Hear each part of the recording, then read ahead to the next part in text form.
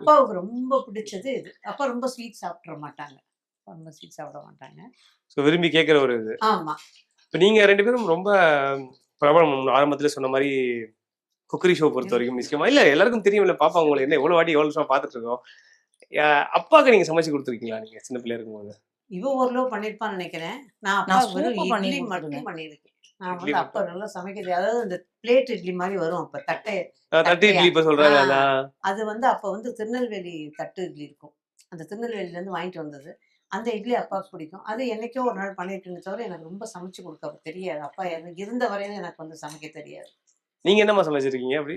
அப்பாவுக்கு வந்து எலும்பு சூப்பு வச்சு குடுத்துருக்கேன். ஒரு 2 தடவ அவ்வளோதான். அம்மா தான் அவருக்கு நீங்க இப்படி சமைப்பீங்கன்றதெல்லாம் அவருக்கு ஐடியாவே கிடையாது தெரியாது. இல்லைங்களா? இப்ப நிக்கும்போது கூட அதான் தோணுது. ஆனா அது ஒவ்வொரு முறையும் கேமரா ஃபேஸ் பண்ணும்போது அது ஃபியர் இருக்கும். அப்பா இருந்திருந்தால், நாம இந்த கேமரா முன்னாடி வந்திருந்தா, அது எந்த அளவுக்கு அப்பா ஏத்துக்கிட்டு இருந்திருப்பாங்க. விட மாட்டாங்க. அப்பா பிடிச்சிருக்காது. கண்டிப்பா விட ஏம்மா மாட்டாங்க. ஏம்மா அப்படிம்பாங்க. தலையில கொஞ்சம் அதிகமா பூ ஆசைப்பட்டு வச்சுட்டோம்னா கூட அப்பாவுக்கு அது என்னம்மா அப்படிம்பாங்க. அந்த மாதிரி ரொம்ப இதுவா இருக்கவங்க, இது ஏத்துக்கிட்டு இருந்திருப்பாங்களோன்னு மனசுக்குள்ள ஒரு சின்னதா ஒரு கேள்வி ஓடிட்டே இருக்கும்.